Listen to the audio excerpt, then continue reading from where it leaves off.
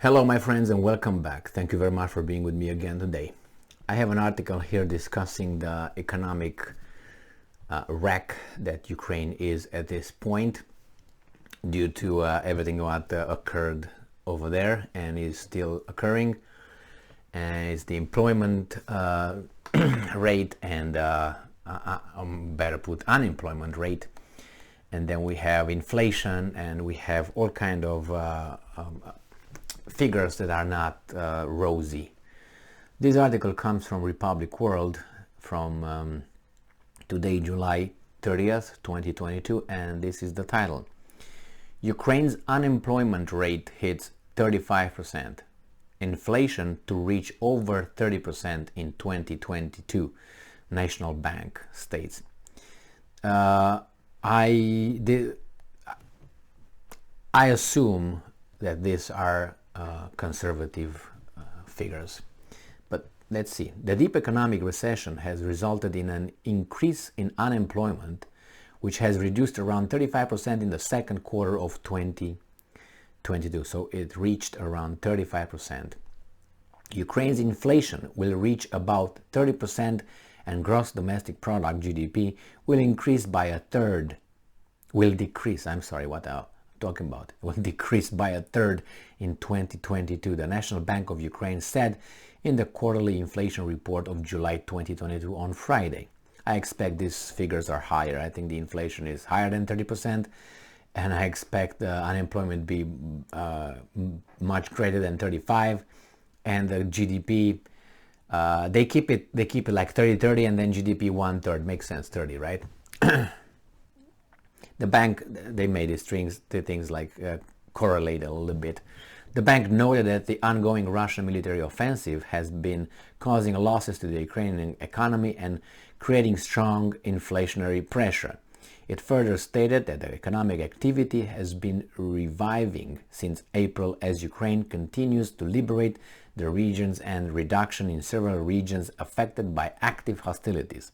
The deep economic recession has resulted in an increase in unemployment, which has reached around 35% in the second quarter of 2022. Now you know that Ukraine is not functioning how it should normally function.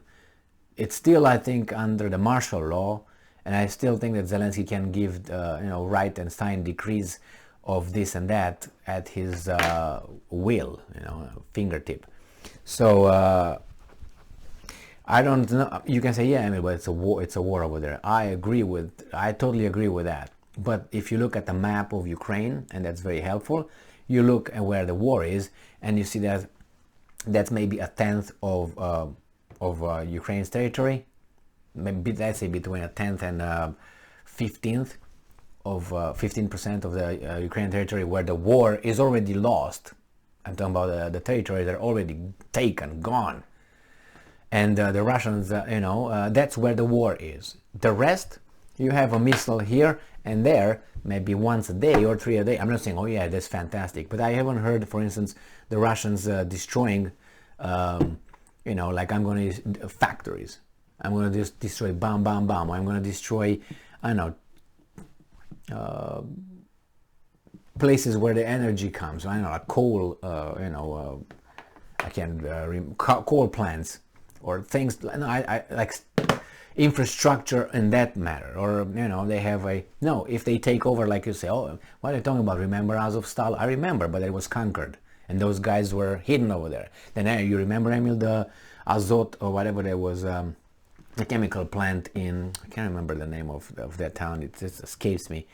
I don't think it was Severodonetsk, wherever it was, that they shot the bridges that the Ukrainians could not retreat.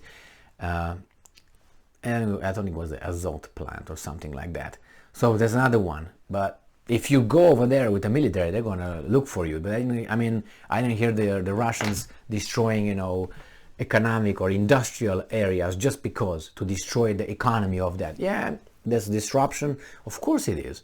During a war it is. But when I'm saying what's happening here and 300 miles or how many miles on the other side of Ukraine, or 200 miles, or how long it is, how big the distance is, really don't have anything to do with that. Look at Kiev. What happens in Kiev?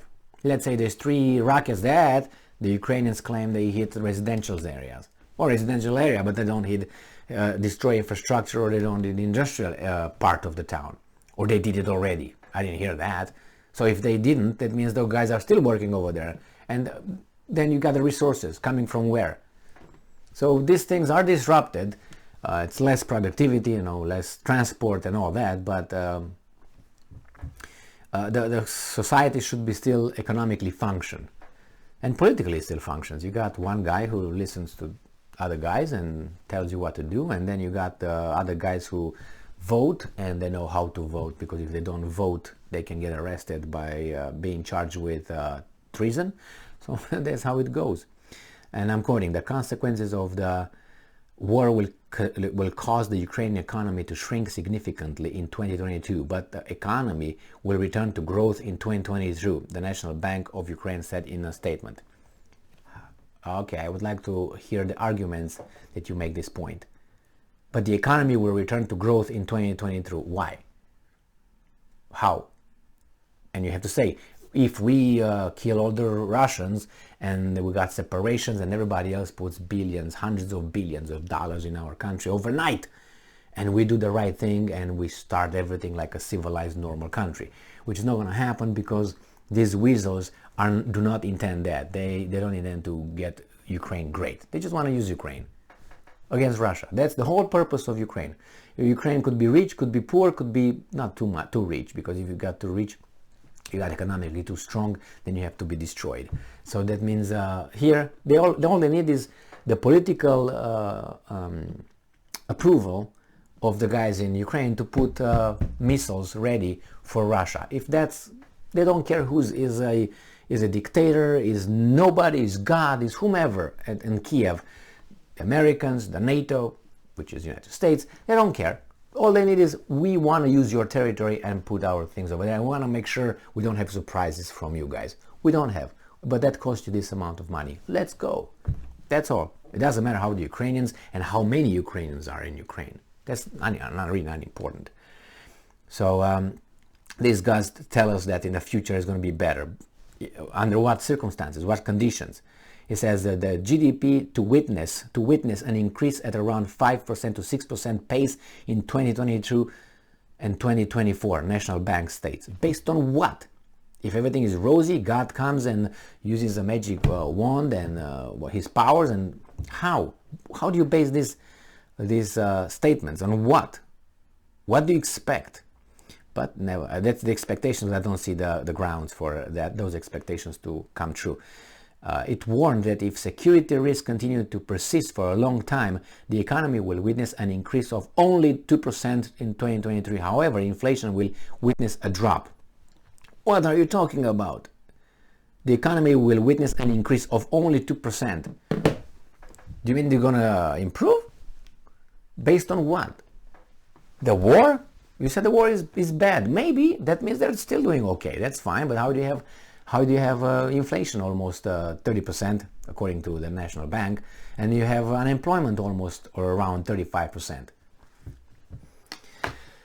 I don't know. I read an article saying that like 20,000 Ukrainians have returned to Ukraine in the past, I don't know, week or something, or some month. They're coming back. Good. That means the life is livable over there, and they have hope that they can restart or continue their lives. Under what regime? I wonder what kind of situation? It's uncertain. Thank you very much for being with me again today. The situation is not looking good over there, and they say it kind of is in the future. Based on what, I couldn't get that, but they are the analysts, so they know, the experts. Stay strong, stay smart, look for the truth, and be just.